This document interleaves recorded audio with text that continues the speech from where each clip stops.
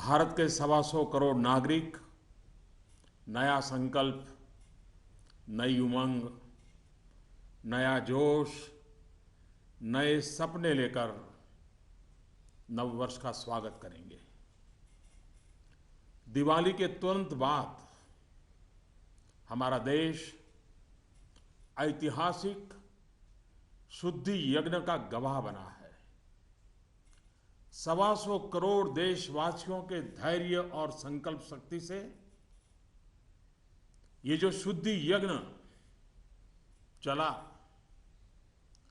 आने वाले अनेक वर्षों तक यह देश की दिशा निर्धारित करने में अहम भूमिका निभाएगा।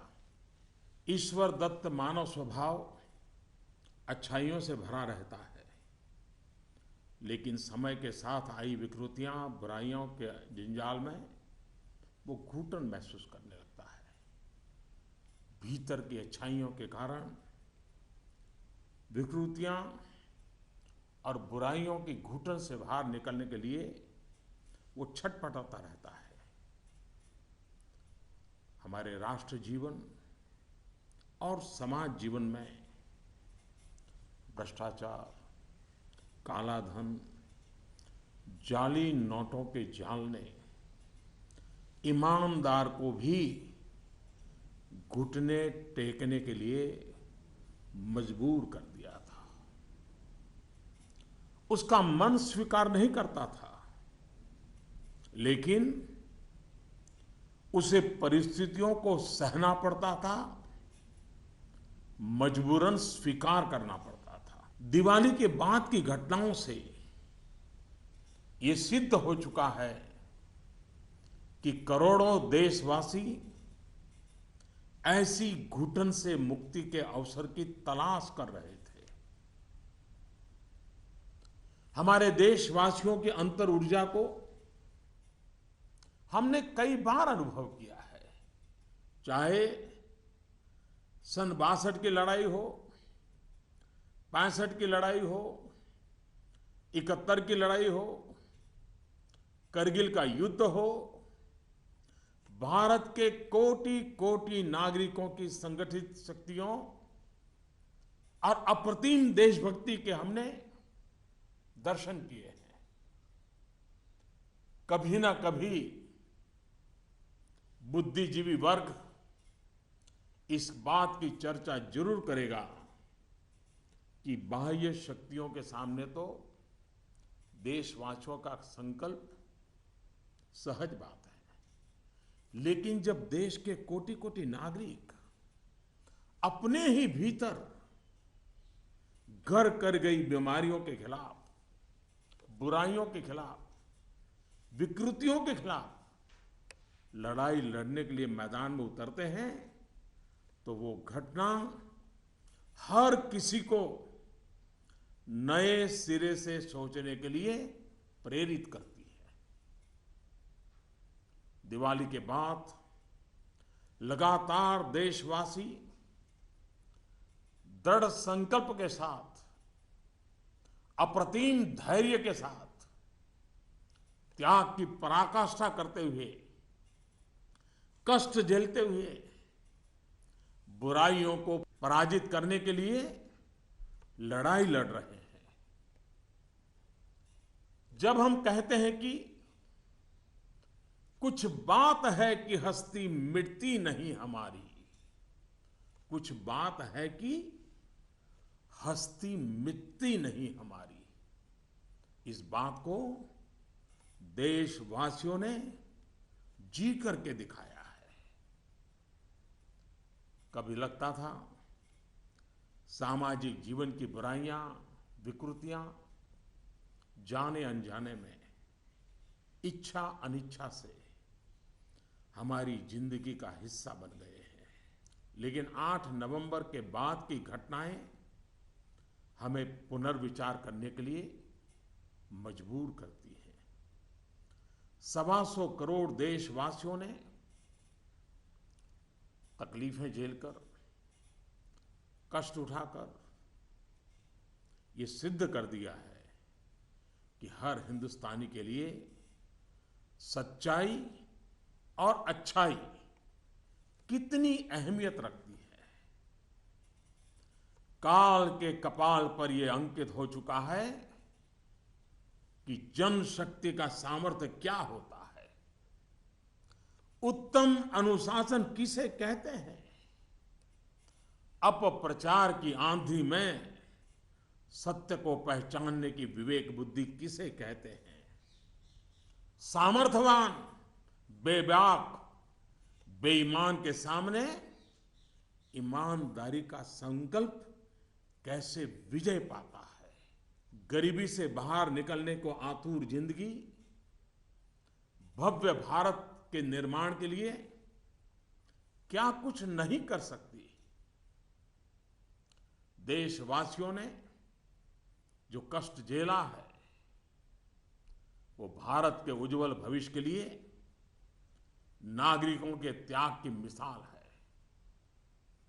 125 करोड़ देशवासियों ने संकल्पबद्ध होकर अपने पुरुषार्थ से, अपने परिश्रम से, अपने पसीने से उज्जवल भविष्य की आधारशिला रखी है।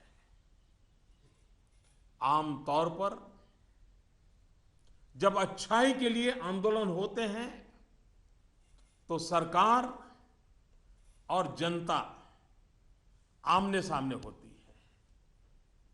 यह इतिहास की ऐसी मिसाल है जिसमें सच्चाई और अच्छाई के लिए सरकार और जनता दोनों मिलकर कंधे से कंधा मिलाकर लड़ाई लड़ रहे हैं।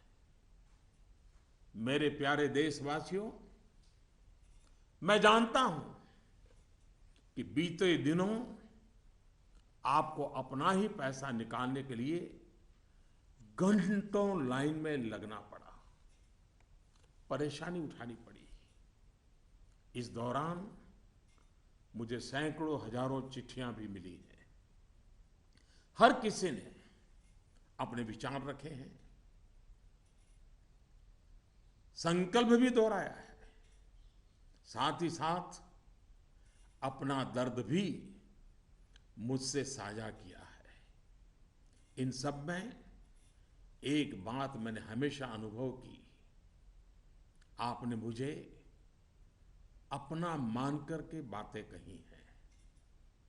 भ्रष्टाचार, कालाधन, जाली नोट के खिलाफ लड़ाई में आप एक कदम भी पीछे नहीं रहना चाहते हैं। आपका ये प्यार आशीर्वाद की तरह है। अब प्रयास यह है कि नववर्ष में हो सके उतना जल्दी बैंकों को सामान्य स्थिति की तरफ ले जाया जाए। सरकार में इस विषय से जुड़े सभी जिम्मेदार व्यक्तियों से कहा गया है कि बैंकिंग व्यवस्था को सामान्य करने पर ध्यान केंद्रित किया जाए। विशेषकर ग्रामीण इलाकों में, दूर दराज वाले इलाकों में प्रोएक्टिव होकर के हर छोटी से छोटी कमी को दूर किया जाए ताकि गांव के नागरिकों की, किसानों की कठिनाइयां खत्म हो। प्यारे भाइयों और बहनों, हिंदुस्तान ने जो करके दिखाया है ऐसा विश्व में तुलना करने के लिए कोई उदाहरण नहीं है। बीते कुछ वर्षों में 1000 और 500 के नोट सामान्य प्रचलन में कम और पैरेलल इकोनॉमी में ज्यादा चल रहे थे। हमारी समकक्ष जो अर्थव्यवस्था वाले देशों में भी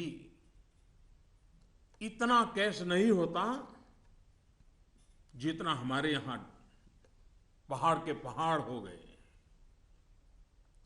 हमारी अर्थव्यवस्था में बेतहाशा बढ़े हुए नोट महंगाई बढ़ा रहे थे,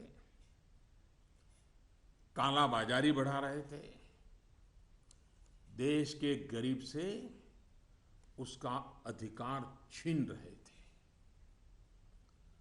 अर्थव्यवस्था में कैश का अभाव, नगद का अभाव तकलीफदेह है। तो हम ये भी न भूले, कैश का प्रभाव, नगद का प्रभाव और अधिक तकलीफदेह होता है। हमारा ये प्रयास है कि इसका संतुलन बना रहे। एक बात में सभी अर्थशास्त्रियों की सहमति है कि कैश अथवा नगद अगर अर्थव्यवस्था से बाहर होते हैं तो विपत्ति है।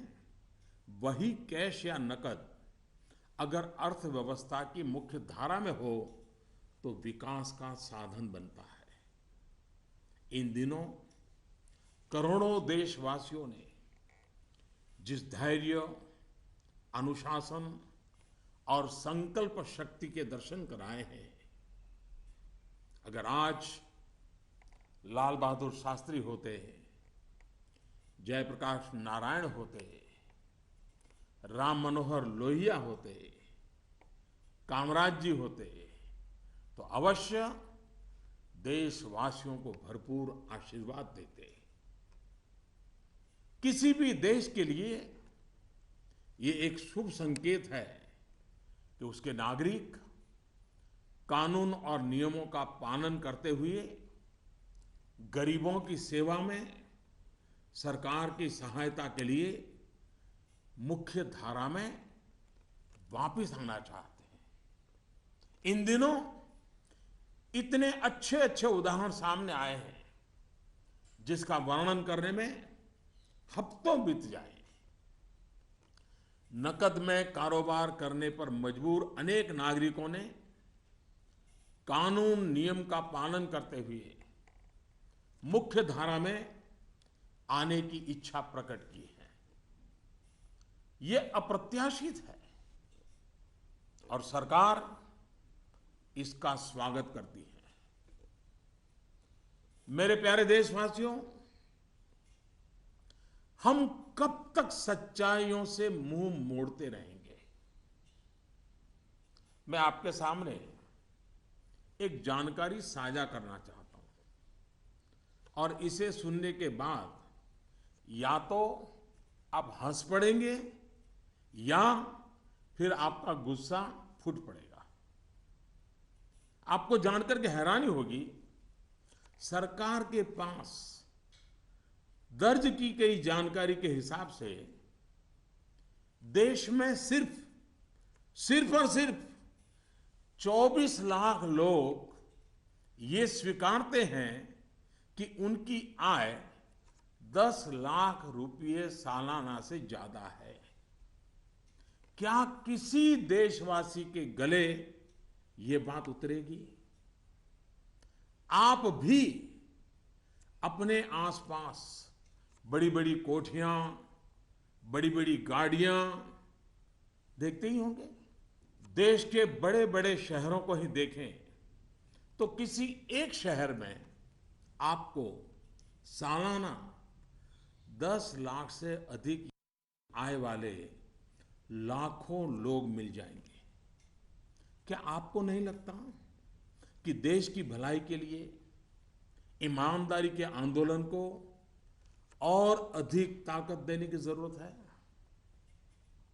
भ्रष्टाचार, काले धन के खिलाफ इस लड़ाई की सफलता के कारण ये चर्चा बहुत स्वाभाविक है कि अब बेईमानों का क्या होगा, बेईमानों पर क्या बीतेगी, बेईमानों को क्या सजा होगी।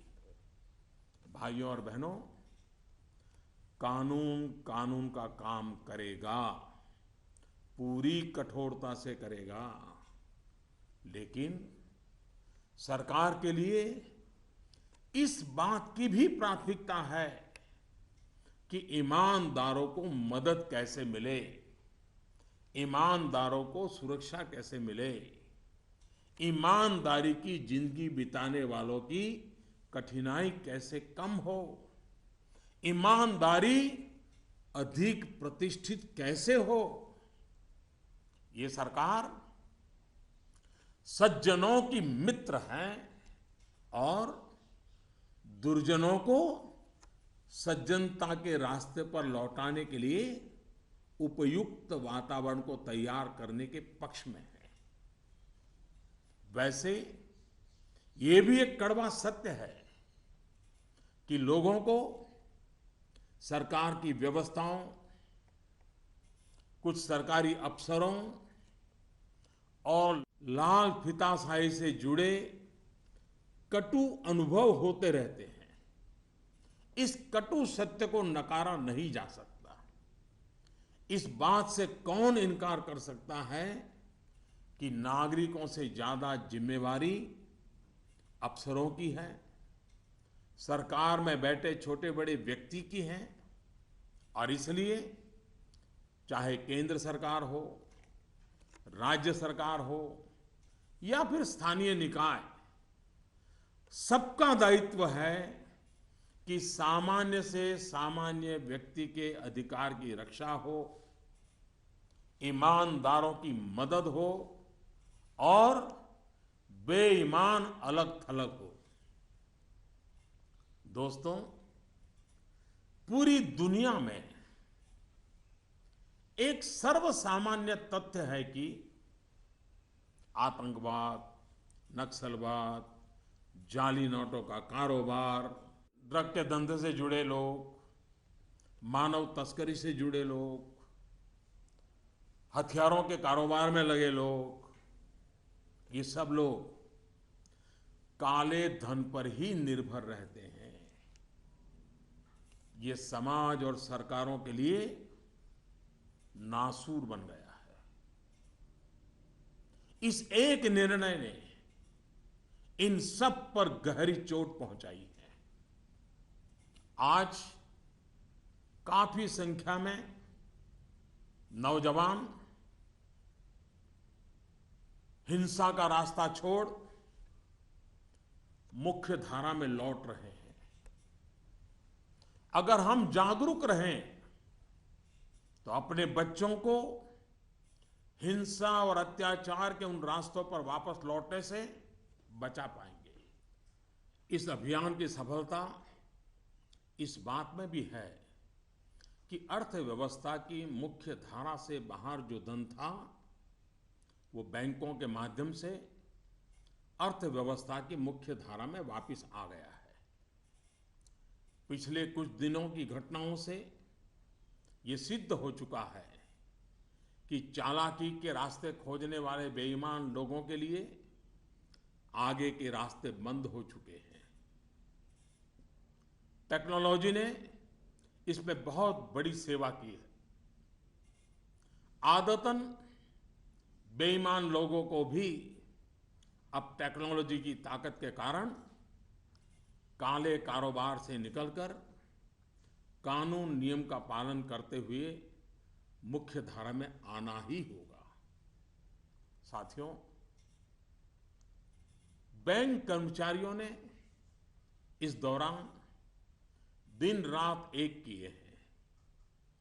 हजारों महिला बैंक कर्मचारी भी देर रात तक रुककर इस अभियान में शामिल रही है। पोस्ट ऑफिस में काम करने वाले लोग, बैंक मित्र, सभी ने सराहनीय काम किया है। हाँ, आपके इस भगीरथ प्रयास के बीच कुछ बैंकों में कुछ लोगों के गंभीर अपराध भी सामने आए हैं।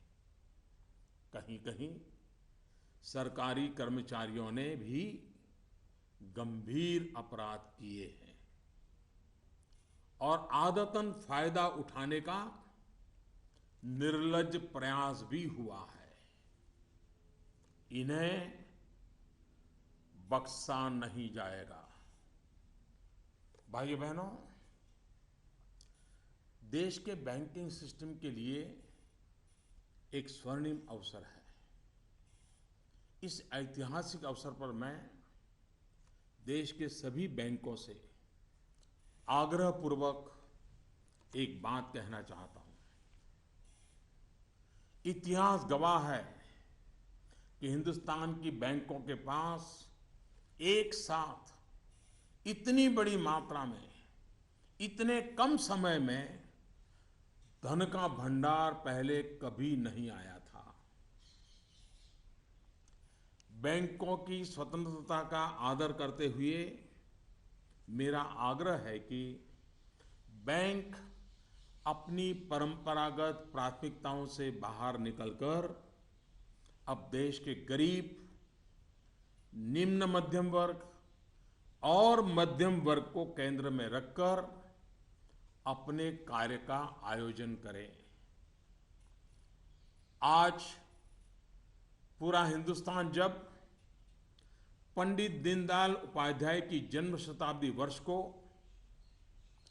गरीब कल्याण वर्ष के रूप में मना रहा है, तब बैंक भी लोकहित के, गरीब कल्याण के इस अवसर को हाथ से न जाने दे।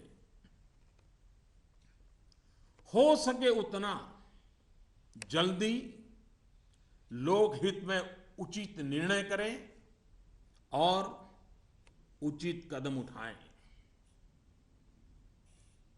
जब निश्चित लक्ष्य के साथ नीति बनती है, योजनाएं बनती हैं, तो लाभार्थी का सशक्तिकरण तो होता ही है, साथ साथ इसके तात्कालिक और दूरगामी फल भी अवश्य मिलते हैं।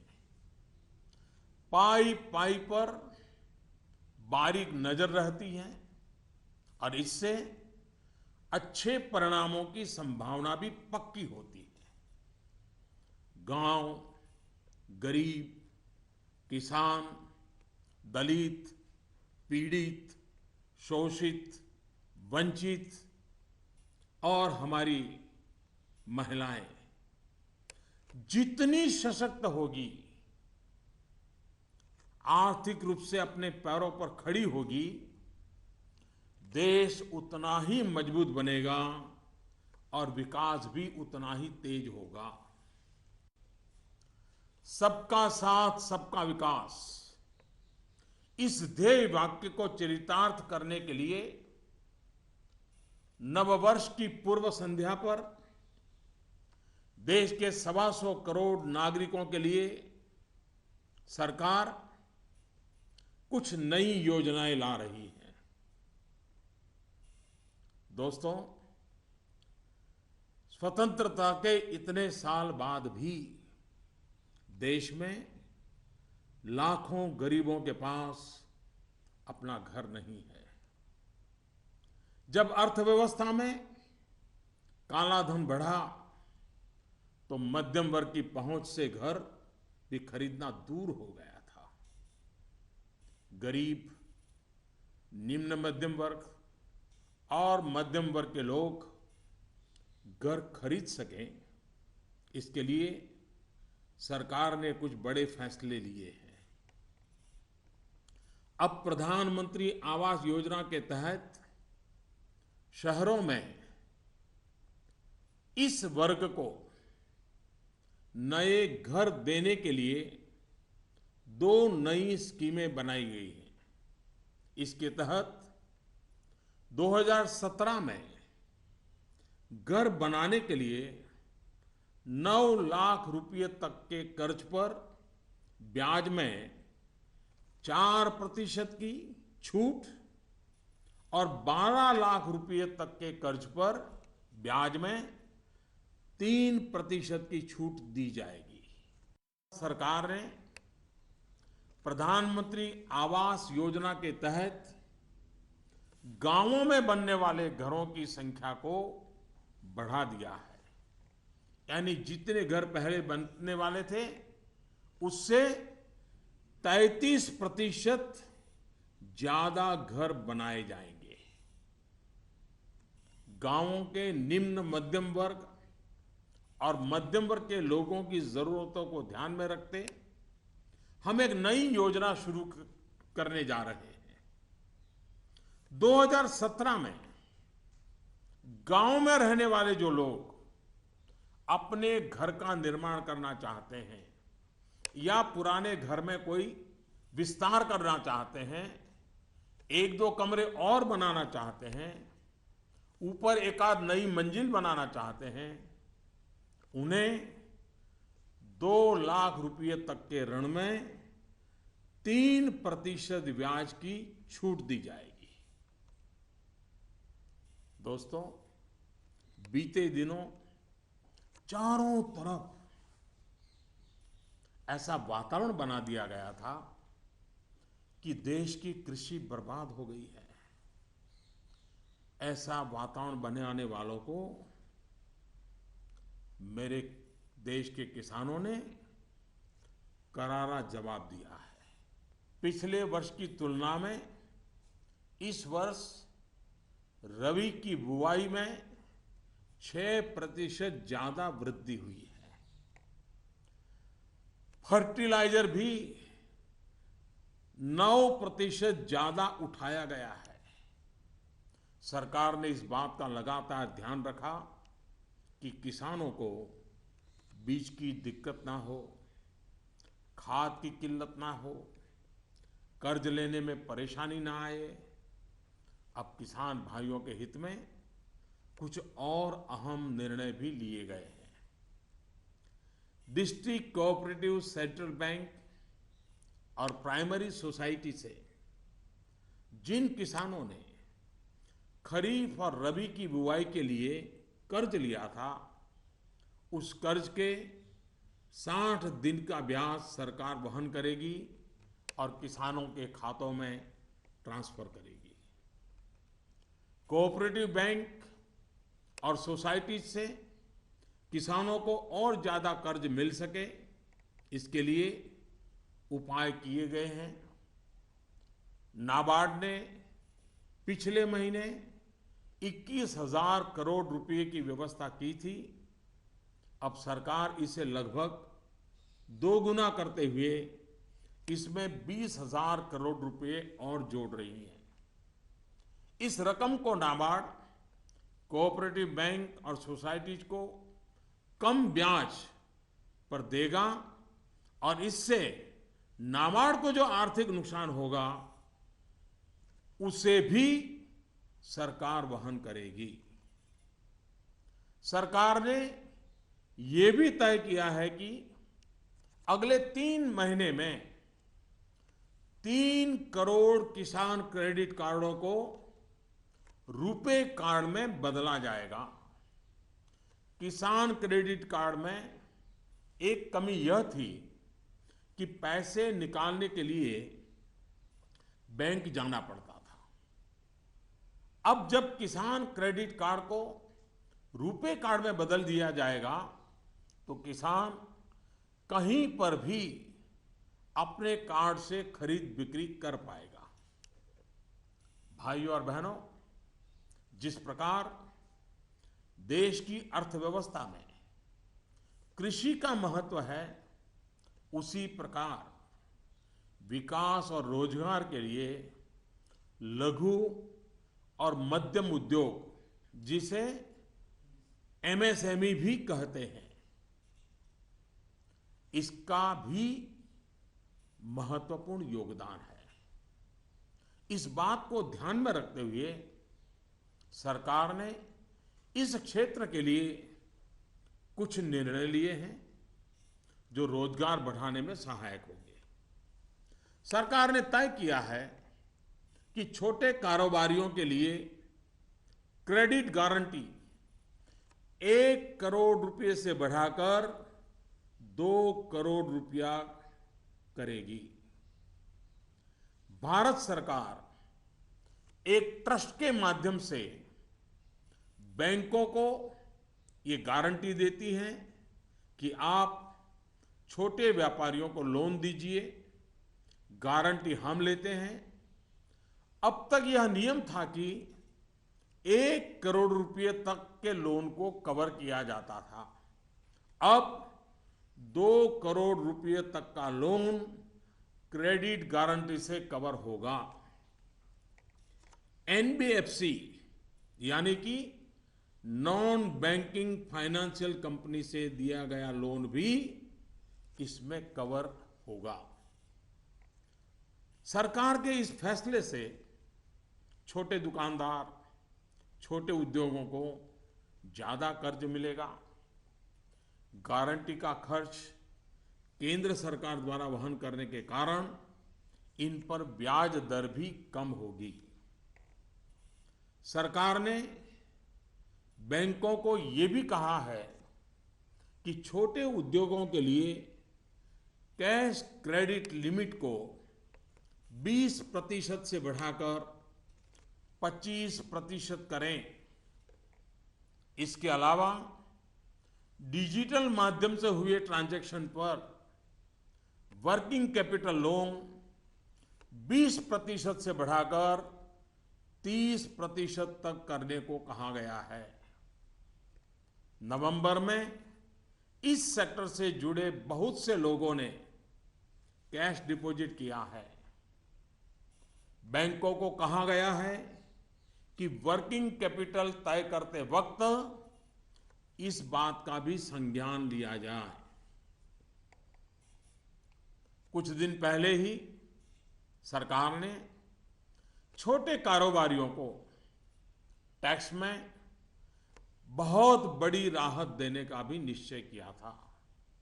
जो कारोबारी साल में 2 करोड़ रुपए तक का व्यापार करते हैं, उनके टैक्स की गणना 8% आय को मानकर की जाती थी।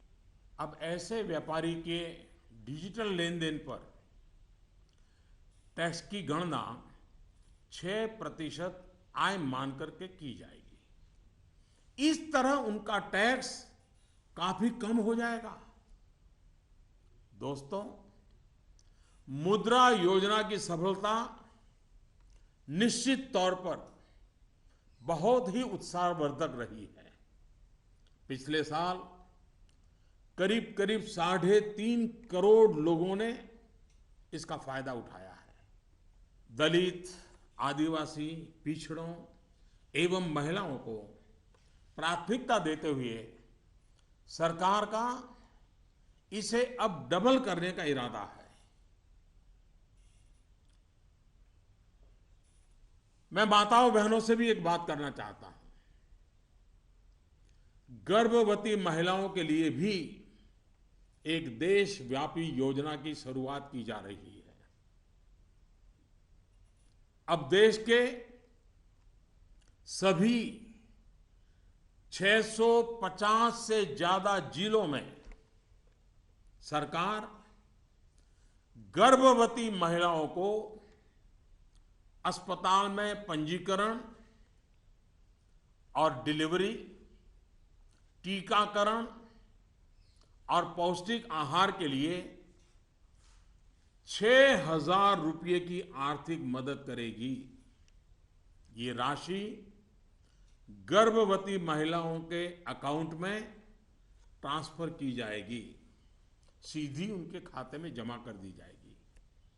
देश में माता मृत्यु दर को कम करने में इस योजना से बड़ी सहायता मिलेगी।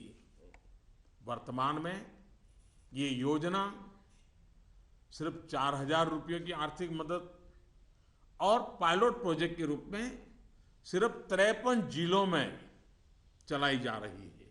भारत में सीनियर सिटीजन्स, वरिष्ठ नागरिकों की संख्या भी बहुत है। सरकार ने सीनियर सिटीजन्स का भी विशेष ध्यान रखा है। सरकार वरिष्ठ नागरिकों के लिए भी एक स्कीम शुरू करने जा रही है। बैंक में ज्यादा पैसा आने पर अक्सर बैंक डिपॉजिट पर इंटरेस्ट रेट घटा देते हैं। वरिष्ठ नागरिकों पर इसका प्रभाव ना हो इसलिए 7.5 लाख रुपए तक की राशि पर 10 साल तक के लिए सालाना 8% का इंटरेस्ट रेट ब्याज दर सुरक्षित किया जाएगा। ब्याज की ये राशि वरिष्ठ नागरिक हर महीने प्राप्त कर सकते हैं। भ्रष्टाचार, काला धन की जब भी चर्चा होती है तो राजनेता, राजनीतिक दल, चुनाव का खर्च, ये सारी बातें चर्चा के केंद्र में रहती है। अब वक्त आ चुका है कि सभी राजनेता और सभी राजनीतिक दल देश के ईमानदार नागरिकों की भावनाओं का आदर करें, जनता के आक्रोश को समझें। ये बात सही है कि राजनीतिक दलों ने समय समय पर व्यवस्था में सुधार के लिए सार्थक प्रयास भी किए हैं। सभी दलों ने मिलकर के स्वेच्छा से अपने ऊपर बंधनों को स्वीकार किया है। आज आवश्यकता है कि सभी राजनेता और सभी राजनीतिक दल होलियर देन दाऊ इससे अलग हट करके, मिल बैठ करके पारदर्शिता को प्राथमिकता देते हुए भ्रष्टाचार और काले धन से राजनीतिक दलों को मुक्त कराने की दिशा में सही कदम उठाएं। हमारे देश में सामान्य नागरिक से लेकर के राष्ट्रपति जी तक सभी ने लोकसभा, विधानसभा का चुनाव साथ साथ कराए जाने के बारे में कभी न कभी कहा है। आए दिन चल रहे चुनावी चक्र, उससे उत्पन्न आर्थिक बोझ तथा प्रशासन व्यवस्था पर बने बोझ से मुक्ति पाने की बात का समर्थन किया है। अब समय आ गया है कि इस पर बहस हो, सार्थक बहस हो और रास्ता खोजा जाए। हमारे देश में हर सकारात्मक परिवर्तन के लिए हमेशा स्थान रहा है। अब डिजिटल लेन देन, ऑनलाइन पेमेंट या ई पेमेंट को लेकर के समाज में काफी सकारात्मक परिवर्तन देखा जा रहा है। ज्यादा से ज्यादा लोग इससे जुड़ रहे हैं। कल ही सरकार ने बाबा साहेब भीमराव अंबेडकर के नाम पर डिजिटल ट्रांजैक्शन के लिए पूरी तरह एक स्वदेशी प्लेटफॉर्म भीम लॉन्च किया है।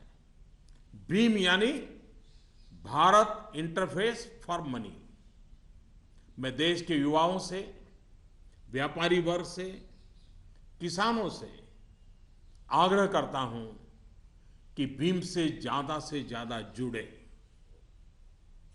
साथियों, दिवाली के बाद जो घटनाक्रम रहा, निर्णय हुए, नीतियां बनी, इनका मूल्यांकन अर्थशास्त्री तो करेंगे ही, लेकिन अच्छा होगा कि देश के समाजशास्त्री, इतिहासविद भी इस पूरे घटनाक्रम, निर्णय और नीतियों का मूल्यांकन करें।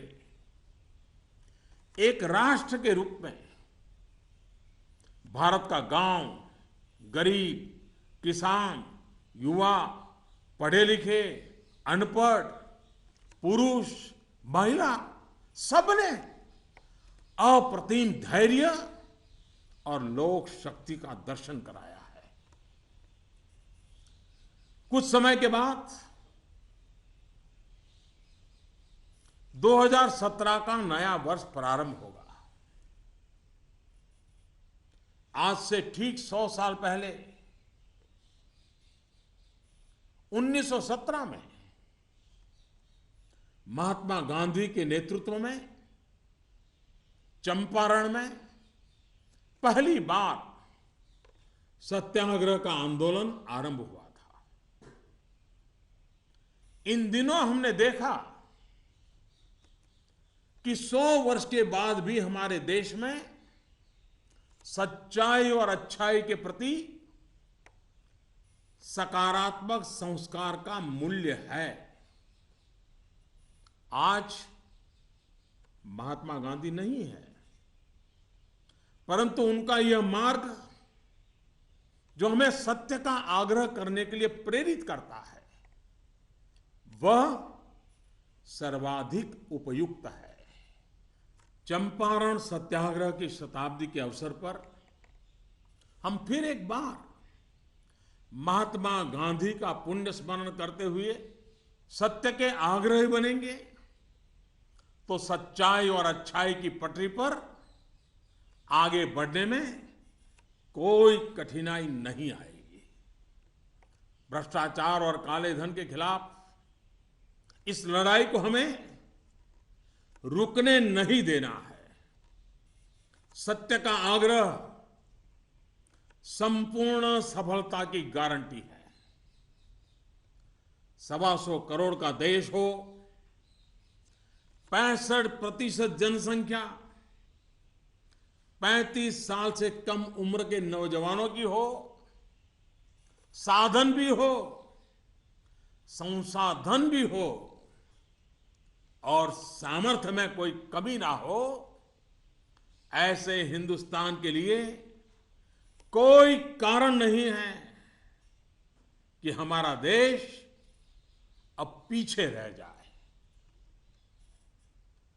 नववर्ष की नई किरण नई सफलताओं का संकल्प लेकर के आ रही है। आइए हम सब मिलकर चल पड़े, बाधाओं को पार करते चले, एक नए उज्जवल भविष्य का निर्माण करें। बहुत बहुत धन्यवाद। जय Hind.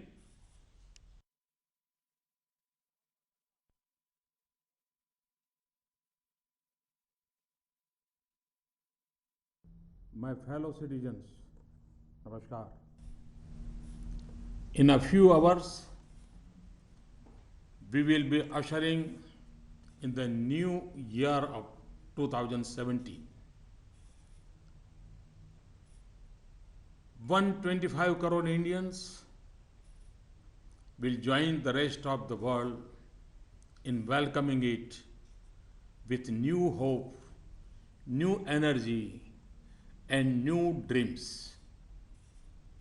Since Diwali, our nation has been witness to a historic rite of purification. The patience, discipline, and resolve displayed by 125 crore Indians will play a critical role in shaping the future of the nation for years to come. In God's creation, humans are endowed with fundamental goodness. With time, the distortions of badness creep in. People feel suffocated in a bad environment and struggle to come out of it. Corruption, black money, and counterfeit notes had become so rampant in India's social fabric that even honest people were brought to their knees.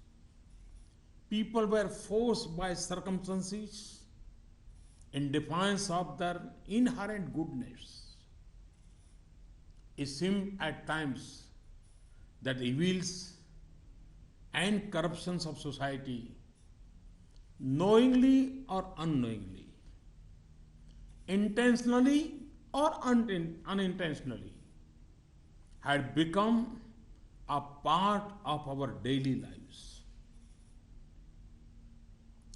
Developments post Diwali have shown that crores of Indians were looking for an escape from this suffocation. We have, during the external aggressions of 1962, 1965, 1977, and Kargil, witnessed the intrinsic strength of our citizens, such as collective energy and patriotism, is understandable in the face of external threats.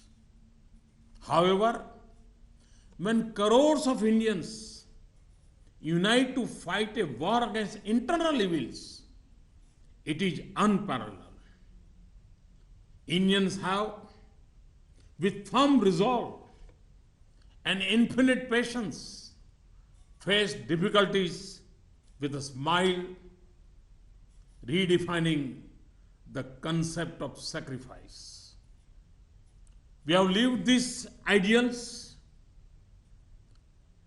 125 crore Indians have shown in their fortitude the importance we place in truth and goodness. This has been written on the sands of time. Indians have displayed the strength of people power, utmost discipline, and the ability to discern the truth in a storm of disinformation. They have shown that resolute honesty can defeat dishonesty. They have shown how much even people trapped in poverty are willing to do to build a glorious India. The people, through persistence, sweat, and toil, had demonstrated to the world an unparalleled example of citizens' sacrifice for the brighter future of nation. Usually, when people's movements have arisen, the people and the government have been at loggerheads. It is historic that both the people and the government are on the same side in this battle against evil. The government is well aware that in this period you had to queue up and face difficulty in withdrawing your own money. I received letters from many people. They have shared their pain and sorrow with me, but also emphasized their support. You have talked to me as one of your own. In this fight against corruption and black money, it is clear that you wish to walk shoulder to shoulder with us. For us in government, this is a blessing. My effort is to take the banking system to normalcy as fast as possible in the new year. I have asked all concerned officers in the government to focus their attention to this task. They have especially been told to proactively resolve the problems in rural and remote areas. Friends, there is no precedent globally to what India has done. Nations similar to us do not have the amount of currency that we had. Over the last 10 to 12 years, 500 and 1000 rupees currency notes were used less for legitimate transactions and more for parallel economy.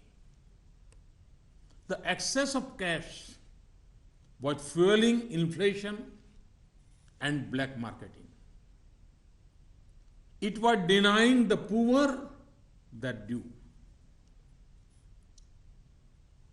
Lack of cash causes difficulty, but excess of cash is even more troublesome. Our aim is to achieve a balance. Economists agree that when cash is outside the formal economy, it is a cause of worry. When it joins the mainstream, it is an opportunity for development. I'm sure if great sons of India like Jayaprakash Narayan, Lal Bahadur Shastri, Ram Manohar Lohia, Kamaraj ji had been present today, they would have applauded the patience, discipline, and resolve of our countrymen. In the past few weeks, there have been many gratifying instances. It would take weeks to list them. It is a healthy trend for any nation when the people wish to join the mainstream, abiding by the law and helping the government in serving the poor. Friends, how long will we overlook facts that stare us in the face? I wish to share some information with you which will either make you laugh or make you angry. According to information with the government, there are only 24 lakh people in India who accept that their annual income is more than 10 lakhs rupees. Can we digest this? Look at the big bungalows and big cars around you. If we look at any big city, it would have lakhs of people with annual income of more than 10 lakh. Do you not feel that for the good of the country, this movement for honesty need to be further strengthened? In this fight against corruption and black money, it is natural to debate the fate of the dishonest. What punishment will they get? The law will take its own course with its full force